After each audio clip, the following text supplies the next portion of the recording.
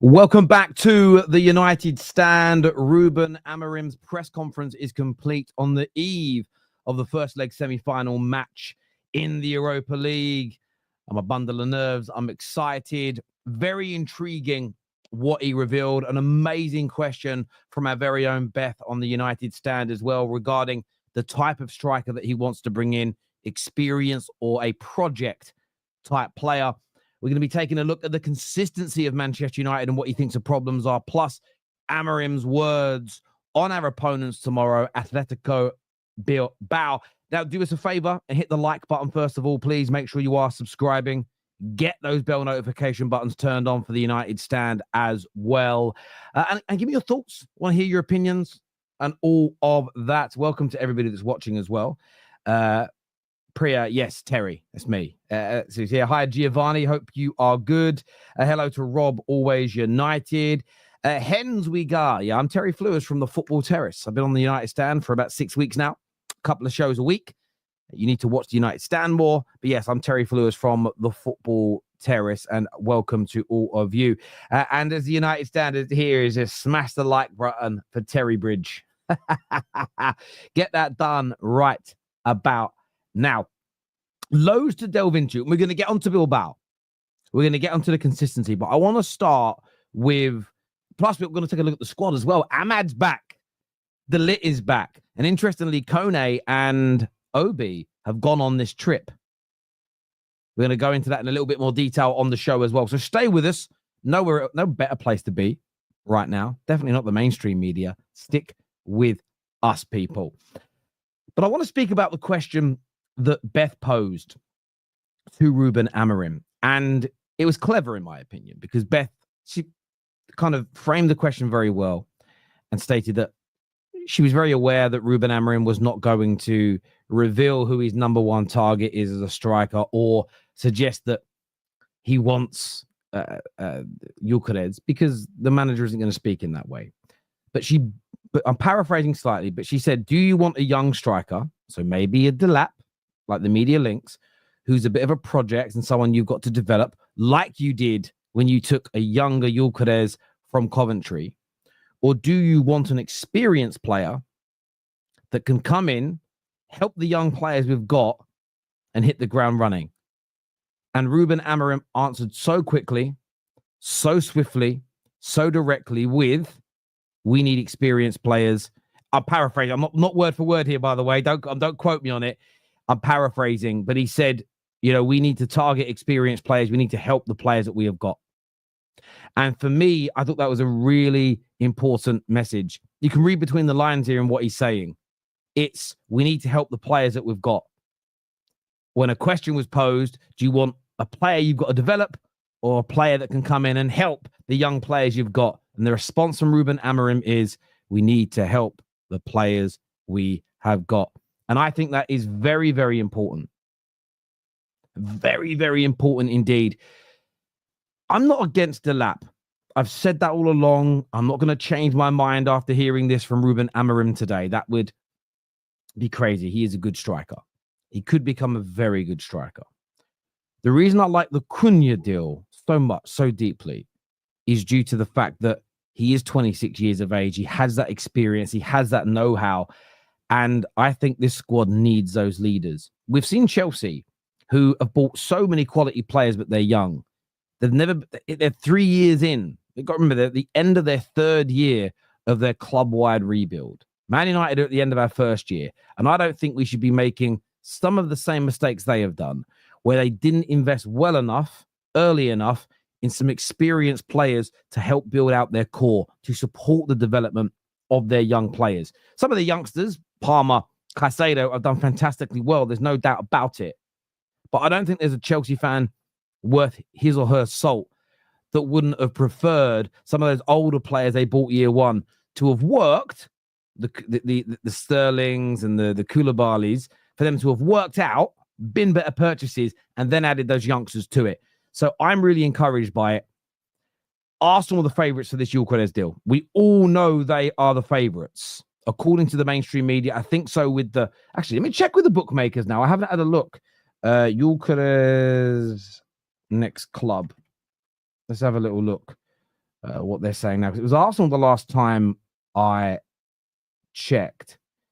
Arsenal are still on odds checker. They're favourites on 3-1. Then it's Man United 4-1. Then it's PSG at 6-1. So Arsenal are still the favourites according to the bookmakers, and I get why. But I think if there is success in the Europa League, if we qualify for the Champions League, we get that additional money, there is a chance we land this sensational striker. And Ruben is sending a very nice, subtle, polite message to his bosses. We need experience. If you want to accelerate the growth of this team, yes, buying Kones and Obis should be part of the project. Yes, buying up-and-coming young players like Dorgu should be part of the project. But we can't ignore experienced players either. And people talk about the Man United way. Well, that's how we always operated. In my lifetime anyway. In my lifetime, we bought unknown youngsters. We bought known youngsters. And we bought experienced players. We had that brilliant blend and that great mix. And I want us to get that right. What's your thoughts? What's your opinions on what was said today? What was your thoughts on what was said today? Terry caught some sun. No, do you remember what? I've not caught some sun today. I've not caught some sun today, old Mickey. I went for a run. I've lost a little bit of weight this year. I'm getting into shape. I'm trying to go to the next level. And I went for a run about an hour ago, hour and a half, in a sauna suit. And I just can't cool down. I feel great afterwards. I love running in a sauna suit. Nice cold shower afterwards. But it just takes my skin about 5 weeks to stop being red once I've exercised when it's hot. So, yeah, I'm all good. It's not the sun. It's legitimately the heat. But I'm all good, my friend. I promise you that. Everybody back? Has there been some technical issues? Everything's fine my end. As long as you're back, get the like button, hit, make sure you're refreshing. Let me know what you missed. Some of you writing some really, really weird stuff. Some really, really weird stuff in the comment section here. What's up, Terry? The room is looking amazing. Thank you, Lee. I appreciate. Yeah, my little home studio. I'm loving it as well, and got a few more trophies on the way to add to the collection soon. And we've also got the big. It looks like this, the Football Terrace logo to go up at the back as well. I'll be honest with you, I ain't got around to doing it. I'm not going to do a bad job like Goldbridge did, though. I need to kill myself. I'll get it done properly. Another stupid chat here says, give it a break. Mark is doing That's Football. It's always good to get different views and opinions, especially when it's around our club. I appreciate that, mate, and thank you. And yes, Mark's going to be live on That's Football, and I'm sure Mark's going to give you his opinions on all this at a later stage. But if you're going to comment, let's comment about what the manager has said. Forget me for a minute. I'm not that important. You are. You're the lifeblood of the community. We want your football opinions. The manager talking about wanting an experienced striker. How important is it that we give him what he wants and what he needs? And the quality of that is of a high standard. Let us know in the comment section below. Let us know, people. Get that done right about now. I'm not even going to move on until I hear some opinions on it. The United Standard says more trophies than Arsenal. It's true. It's true. We're going to talk trophies a little bit later and why it's important that Man United add to our European legacy this season as well. Because I slightly disagree with Ruben Amorim, even though I think he's looking at it from a different angle as me.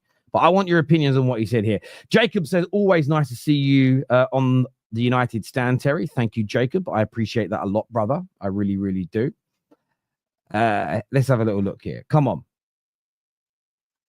I want your opinions on this. Michael here says, always good to see you, Terry. You are a breath of fresh air, so articulate, so grounded. Awesome. Thank you, Michael. I appreciate the compliment. I'll pay you later. Thank you. And thank you, Linda, as well. Nice to see you here as well. Daniel Fletcher says, if Ruben wants success, we need experience. It's about the mixture. I think you're right. We need that. Look at it this way. I love my platform, the Football Terrace. I love it. But sometimes it's hard to talk Manchester United. And by the way, there's a poll running right now. So get in the poll. It says experience, young, or both. Will United sign an experienced or young striker this? And you know, when we say striker, can be someone who's a bit of an inside forward in that attacking mold. Give us your thoughts. Give us your opinions in that poll. But you do need the experience and you need that balance. It's so, so important. But Whenever I speak about this, it always gets shut down by rivals, and I think that's because in their heads they know it's true, but they don't want it to be. They know it's true, and it troubles them somewhat. If Cunha and Gyokeres were the two that Man United signed, I don't think it's crazy to say that's 40 additional goals in the Premier League next season. I don't think it's crazy to say that could be anywhere between 40 to 60 additional goals across all competitions. I really don't. They have the ability to score that. And you add that many more goals to Man United's campaign this year, we're a far greater threat. That's without a new goalkeeper, without a new right fullback, without anyone new in midfield. That alone, we score that amount of additional goals. Especially when you look at Cunha, because he scores so many goals. He scores so many goals that are made by himself. And we need that. 60% right now saying experience. 60% saying experience. And listen, I hope you voted for that. Agree. I put experience as well. I'm putting it out there into the universe because I want it to happen. There's a little bit of hopium in there, but you've got to do it. Aside from this, some other things that have been said today that I wanted to pull on. And it was around winning the tournament. And I need to find the comment again. Now, here it is. As what Amorim says about winning the Europa League. And before we get into Bilbao, and I want to just state, I am not looking, and I'm sure the manager isn't looking beyond Bilbao. They are the key focus right now. Ever before we think about Spurs or potentially Bodo Glimt in that final and lifting it. But it's an interesting conversation. Amorim said the Europa League is not going to change anything in our problems. It is going to help us have Champions League football next year, more money to spend, but the problems are still there. And I thought that was a really interesting comment from him. And this comes off the back, by the way, just after he was speaking about consistency, where he said, I think it's more a club thing. Everyone knows that when you play in Old Trafford, something special can happen. We are always searching for a great moment that can change a lot of things. We just need to be more consistent. He then goes on to talk about winning the Europa League. Doesn't change any of the problems. I slightly disagree with Ruben, and I think he is being exceedingly humble. I believe with Champions League football, we're more attractive to certain players this season. And more importantly than that, because we're always a big pull with Manchester United, we will have additional money to spend. We will have additional money to spend. And that, for me, is so key this summer. The 80 to 100 million pounds extra. Now, this is me living in a world where Ineos are being true to their word, and we are all holding them to account on this. That all the money saved through the redundancies, the ticket price increases, etc. And you're talking from money saved and new money raised through raising ticket prices, you're talking 100+ million pounds in savings. If there's additional money through getting into the Champions League, I think we should all be expecting 200 million pound plus to be spent. 200 million pound plus to be spent if they're true to their word. Of course, you want it on the right quality. We shouldn't just spend 50 million on a player so that we spend money, but we have to want the right quality as well. And I think we all understand that.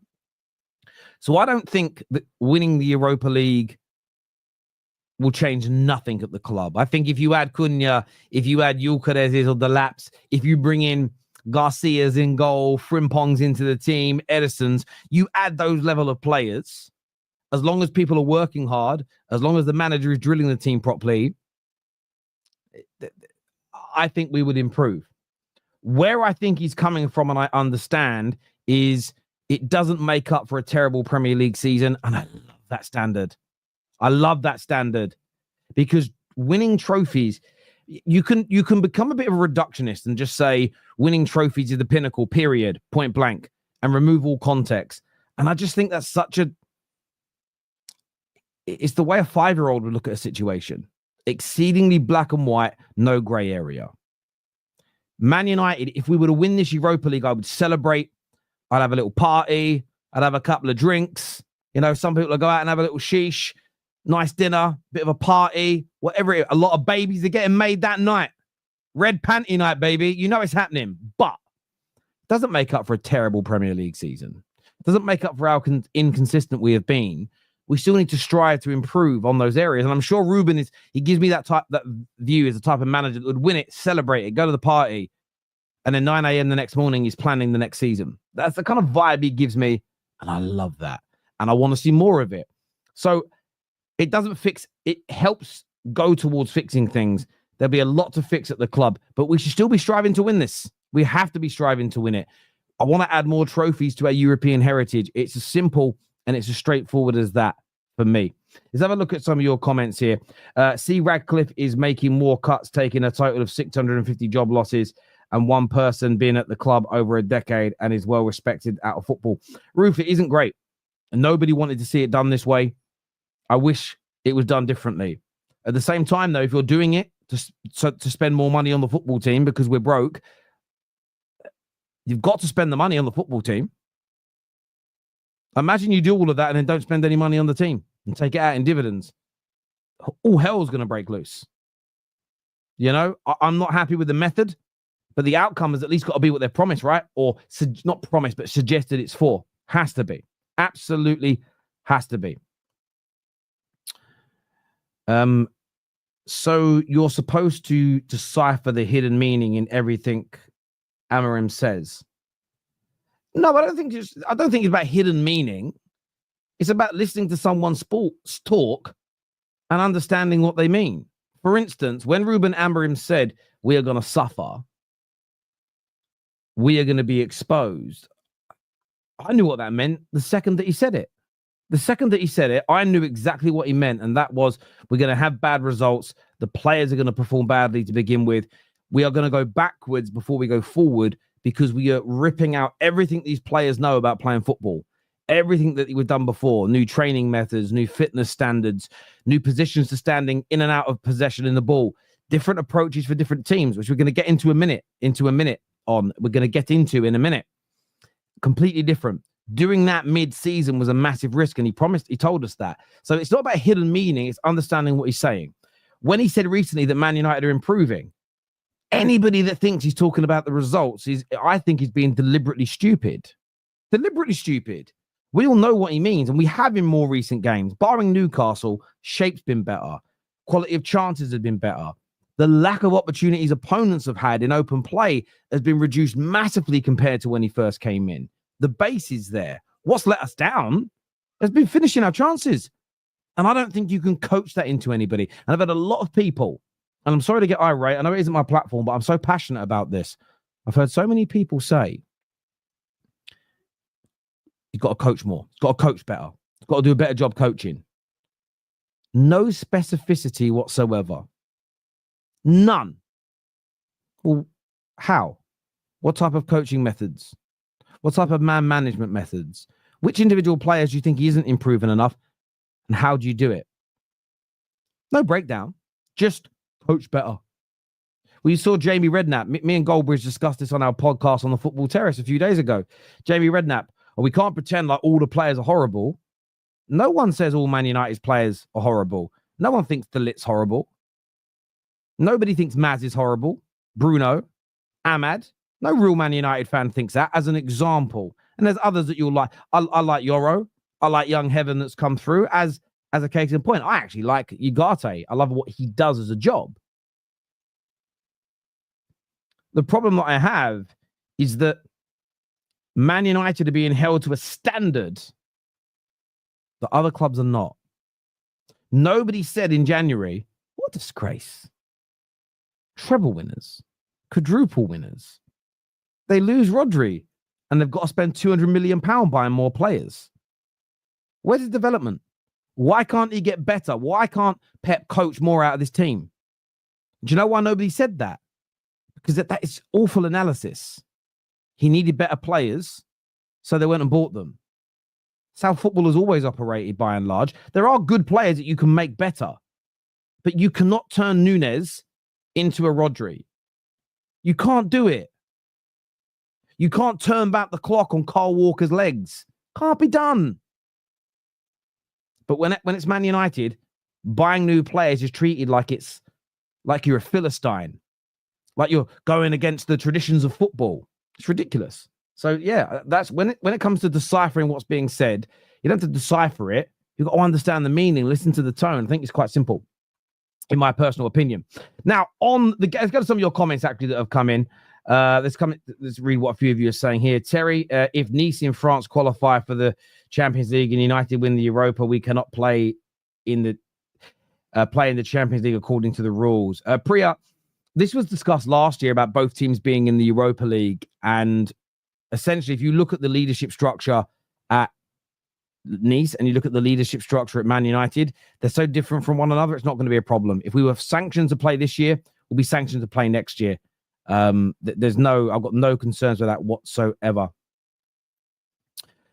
Let's have a little look here. Personally, this is from Lynn Hall. Hi, Lynn. Hope you're good. It says, personally expecting Cunha plus the lap, another young, inexperienced striker, and a cheap goalkeeper or CM. If I'm right, this club won't progress for years until the new stadium is built and producing funds, Paris thought. Lynn, I hope you're wrong, and you understand why I'm saying that. I hope you're wrong. But I do agree, if we buy a couple of cheap average midfielders and goalkeepers, or an average midfielder and goalkeeper, if we bring in an inexperienced, no one knows him striker, Cunha in the lap, there'll be an improvement, but I don't think it will be significant. I agree with you. We need better.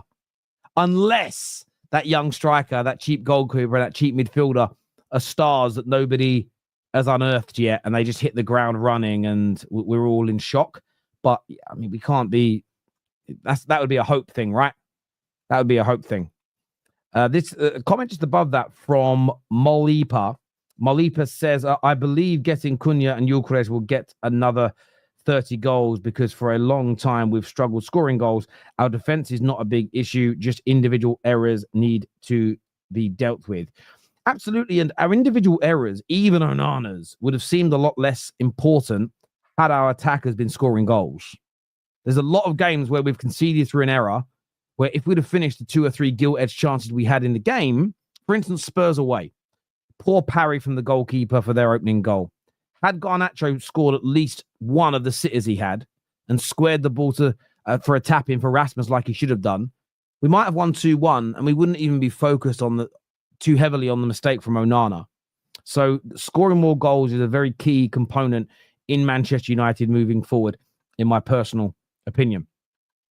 Now, a really interesting question that was asked of Ruben Amorim today was, will he change his style for tomorrow's game? And don't you find the media are obsessed? You're going to change your style. You're going to change how you play. You're going to change your approach. I don't think they're that ignorant or that stupid. But of course, he isn't going to change the fundamentals. But this is what he said, because people that tell me that Ruben Amorim doesn't adapt, I'm starting to get to a point where I've got to learn not to lose my temper, and I've got to try and be a better person in the response. But Ruben here said, see if you can decipher it. He said, we change each game. Against Bournemouth, we saw a team that pressed really high. Bilbao is more or less the same thing. We will see the strengths of the opponents, and we will play the game that we see. So we all know we play differently and approach a game differently against a high press compared to a team that doesn't press us.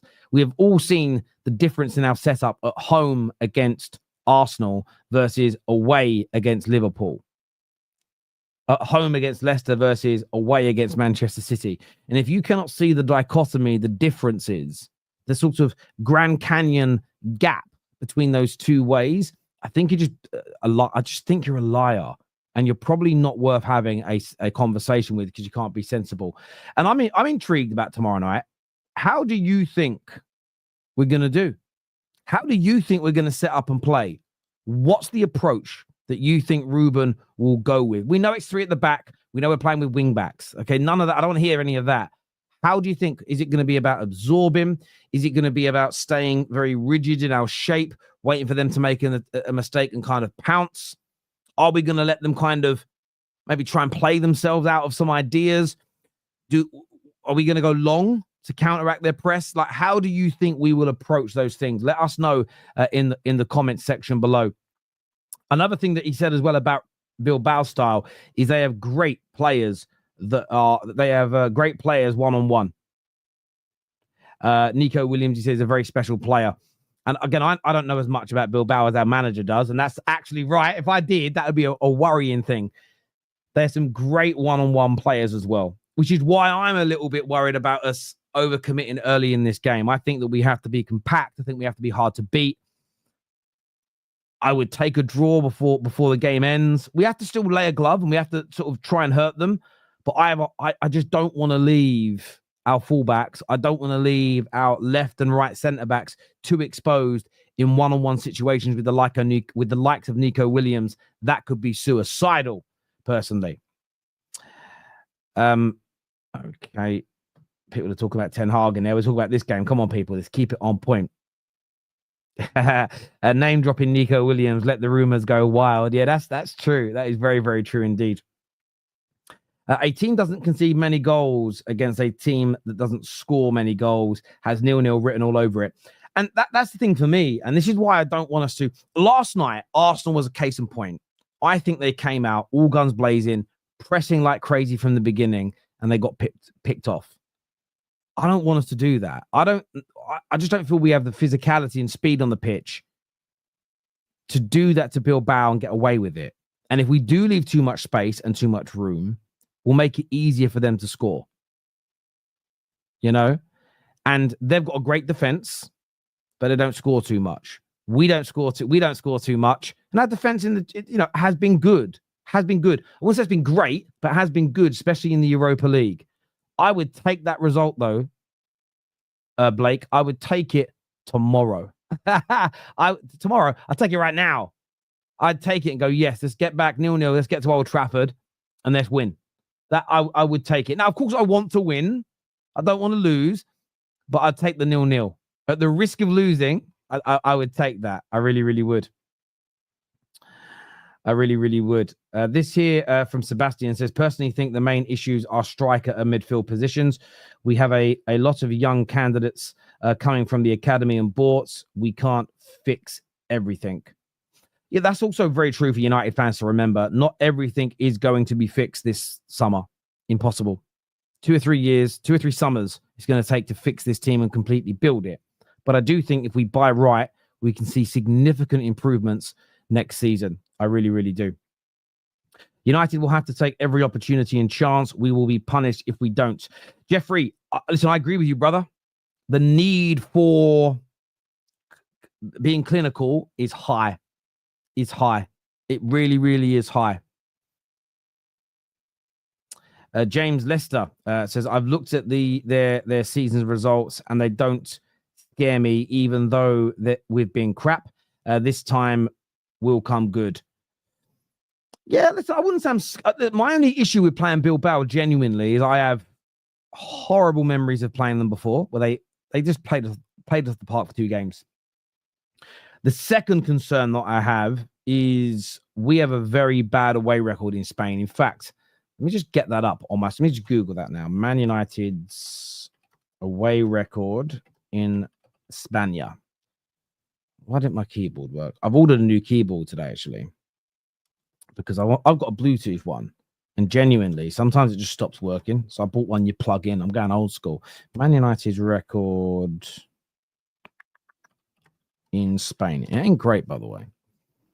So, okay, as this graphic shows, United have only won 17 of 57 games against Spanish opposition since 2000. Since the year 2000, with an average of 1 point. Don't know about the points because we're not in group stages. That's actually crazy. And a lot of them, quite a few of them are actually against Sociedad. Our record against Sociedad is pretty good. We have an horrendous record. I think the away record's even worse, right? We have a look here. Let's just look all time, right? Let's have a little look at this. Clubs from, let's go to Spain, and then we'll go only away games, right? Let's have a little look here when it comes in. Wow. So when you look at it, we've beaten Sociedad away 4 times. We've beaten Real Betis away once, Deportivo away once, Celta Vigo once, Valencia once, Villarreal once, and Granada once, right? But by the way, we played Valencia 5 times away, only won once. Villarreal 4 times away, only won once. Deportivo 3 times away, only won once. Then you go to Atletico Madrid, played them twice, never won. Barcelona away, played them 8 times, never won. Sevilla played them 3 times away, never won. Real Madrid played them 3 times away, never won. Atletico Bilbao played them twice away, never beaten them. Our record in Spain is just, considering how amazing we are as a football club, the records we have, the goals we've scored, the trophies we have won, it's just a place that our club's typical brand of football has never done particularly well in. So for me, another reason why I'd love to get a win tomorrow and then love to knock out Bilbao, it would be nice to knock out 2 Spanish teams on the way to potentially winning a trophy, because we just don't do well against them. And just for us as a club, now we've beaten Spanish teams before. We knocked Barcelona out of the Champions League. We beat Barcelona in a Cup Winners' Cup as an example. It's not like we haven't beaten them, but I'm talking about going away to their grounds has been difficult for us. It really, really has. So, yeah, it's going to be an interesting approach tomorrow. It really is. I think we are going to be conservative and try and pick our moments and hope Onana doesn't have a stinker. Emily Derry, you could be spot on. You could be absolutely spot on with that comment. I want to be conservative. I don't want us to open up and be too expansive. I also want to, maybe my mind will change for the second leg when we see how we, like, for instance, Lyon. I didn't know much about Lyon's current team before we played them. By the end of the first game, I wasn't that concerned about them. And I was right for 70 minutes, and then we had a collapse. And then we came back on strong. That collapse should never have happened. We were so comfortable in that game.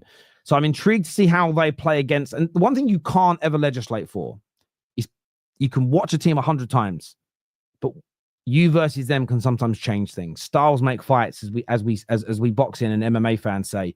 So sometimes you don't know what you don't know until you play.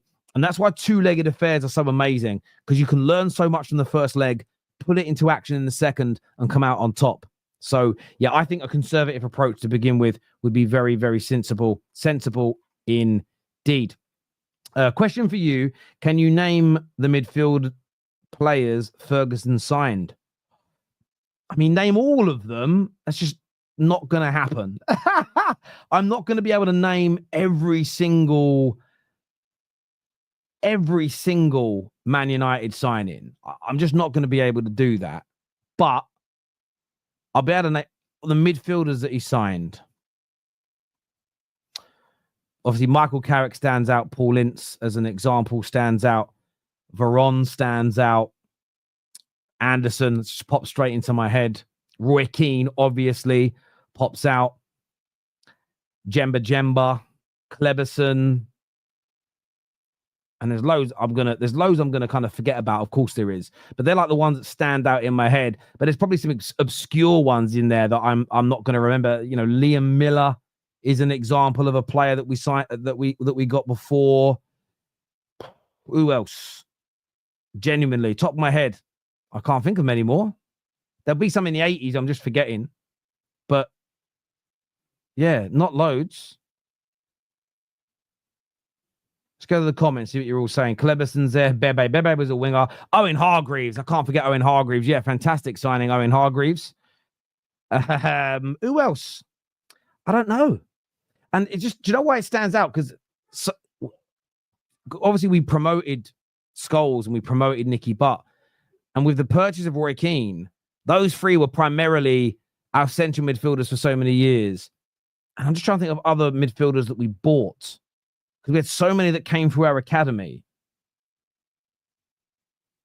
Karol Poborski, I don't know if he's a midfielder, central midfielder. I can't remember. Genuinely can't remember what position he primarily played.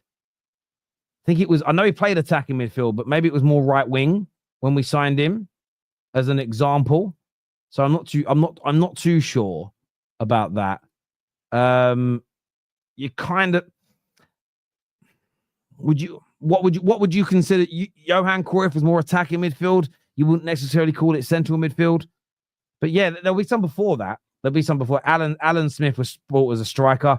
Schneiderlin was bought after he left. Michael Carrick I mentioned. Verona mentioned.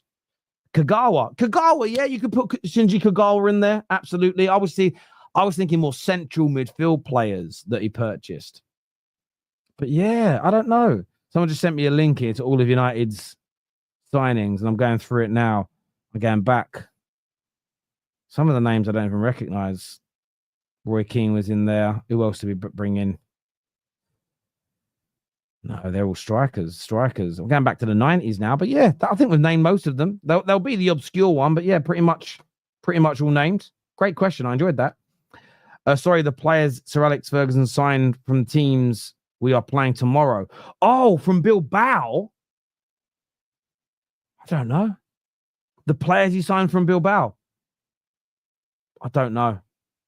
I genuinely don't remember. Let's have a little look. Let's go back to that link. Maybe it tells you. I know that we bought Ander Herrera from there, but Fergie had gone. I swear Ander Herrera was Bilbao, right? Yeah, Herrera was. Carrick. Yeah, but Herrera wasn't a Fergie signing. Van der Hal, was he? Okay.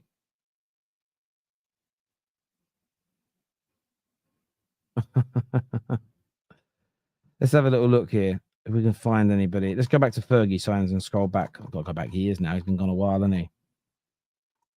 Let's see if anyone pops out. No, David De Gea was Atleti. Just having a look. Let's go back through. I'm going to have to go back and look because the top of my head, I remember some of the teams we signed people from, but not all of them. I haven't found anybody yet. I don't know if we have. I'm scrolling here.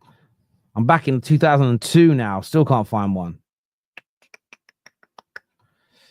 Scrolling. No, Quinton Fortune was from Atletico Madrid. When did Van Gaal sign for us?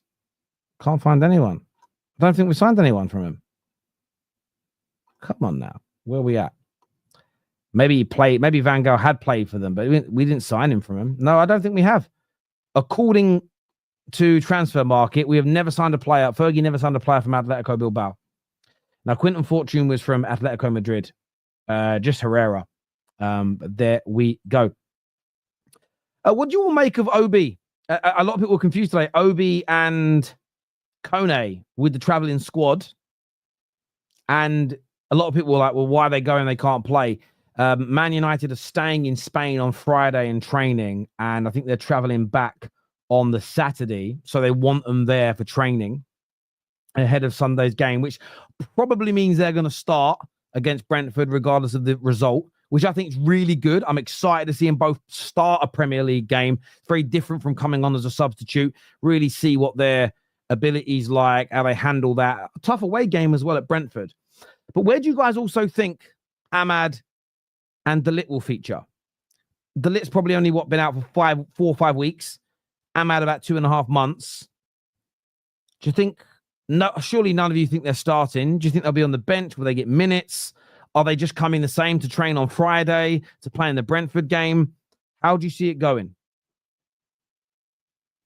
I want to get your comments in on this before I speak. I want to get your comments. Kanchelskis. You guys are delayed. You're delayed. Well, I'll give you my views before your comments come in. For me, actually, Liam here. Liam says I'll be on the bench. Yeah, I think De Ligt and Ahmad will be on the bench.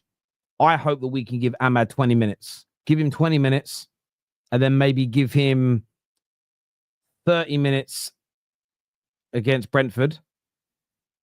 If he needs to start the game against Bilbao, let's say we lose tomorrow night and we need him from the beginning, then maybe you give him 60 minutes from the beginning to impact the game.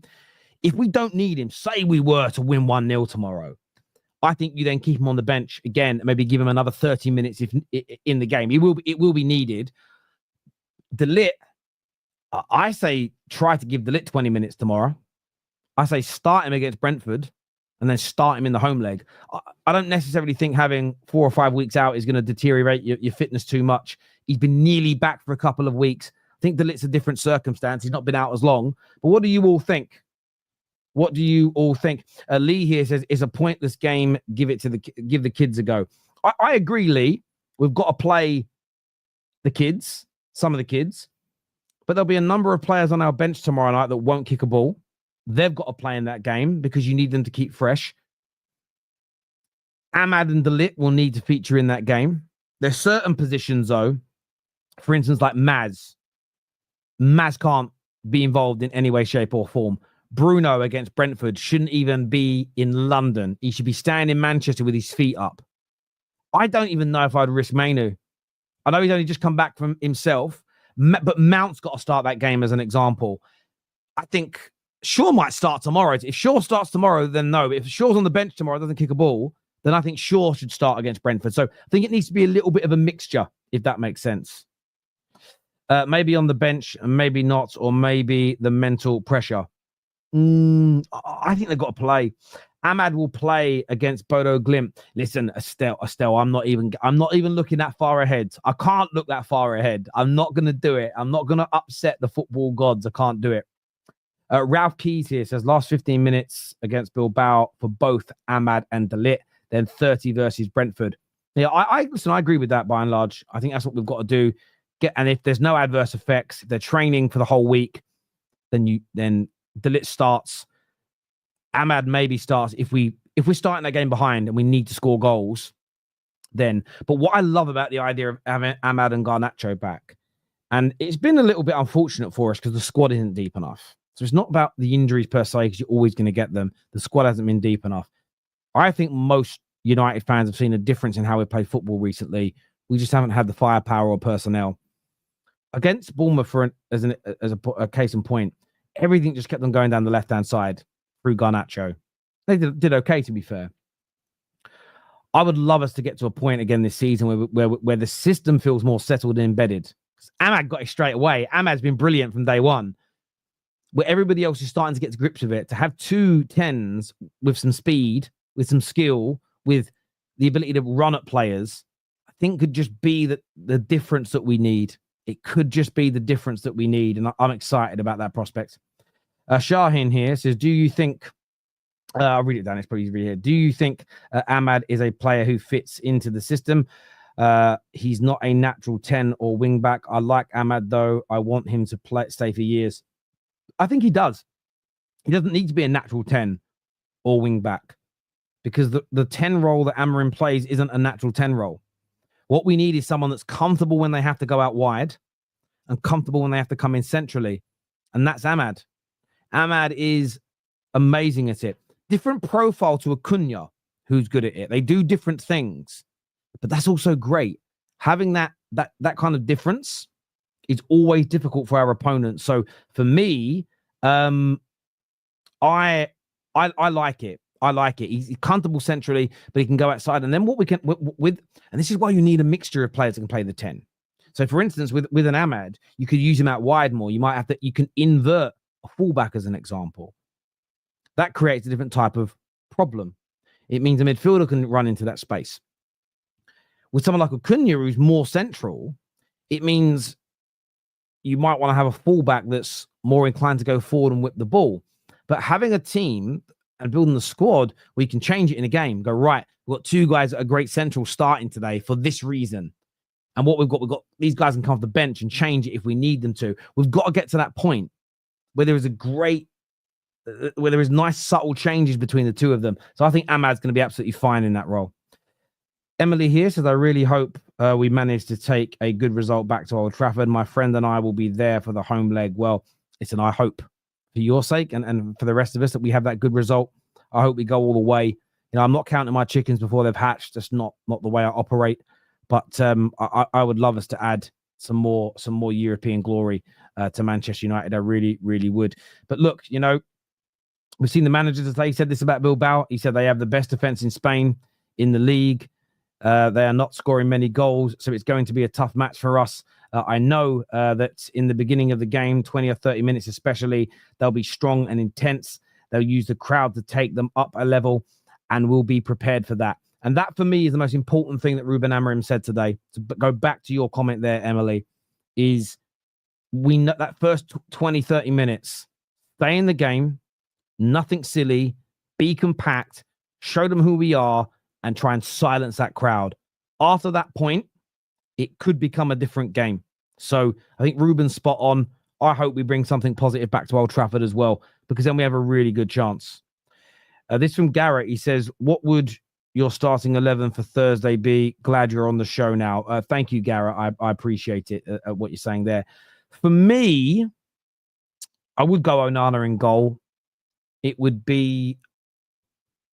It's too early for De Ligt.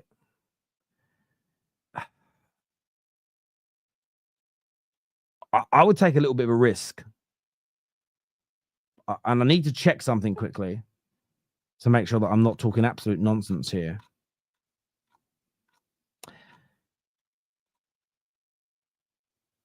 He hasn't gone. I mean, he has gone. I would go with Maz, Maguire, Yoro at the back. Those three.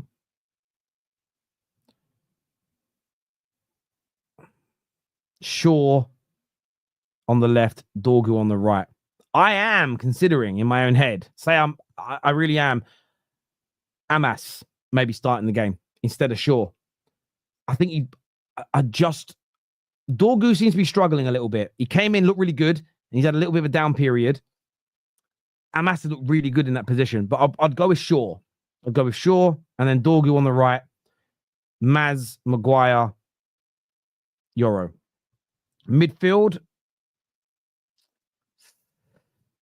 I would go with Casemiro and Manu to begin the game.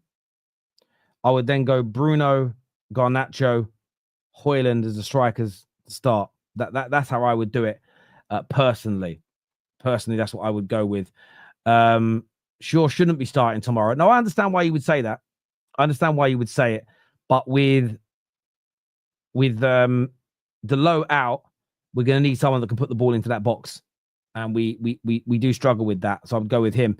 But I wouldn't be upset if the manager started Amas in that position. I think what he'll do, personally looking at it, I've got a feeling that Shaw might start, but at centre-back, I think he might go Maz on the right, Dorgu on the left, and then it might be Yoro on the right, Maguire, Shaw at centre-back. I wouldn't be surprised after Shaw got 90 minutes on Sunday. I wouldn't be surprised if... I think Shaw's going to start the game. I think Shaw will start the match, personally. But what... fed up with Shaw. Yeah, I know. Listen, I know we're all fed up with Shaw. I know we are, but I just got a feeling he's going to play. By the way, I would still be more comfortable with Shaw starting them than Lindelof. It's just a bloody shame that Heaven is still out. And of course, it's just our luck. We get De Ligt and we get Ahmad back, and then bloody Delo gets injured. It's just Man United's luck. But look, I want to thank each and every single person that has tuned in to the show. Oh, sorry. But Ruben Amorim will be here for 2 years, Terry. Maybe longer. I'm not worried about the length of time he's here. I think the club's doing the right thing. I think he'll be here longer than that, personally.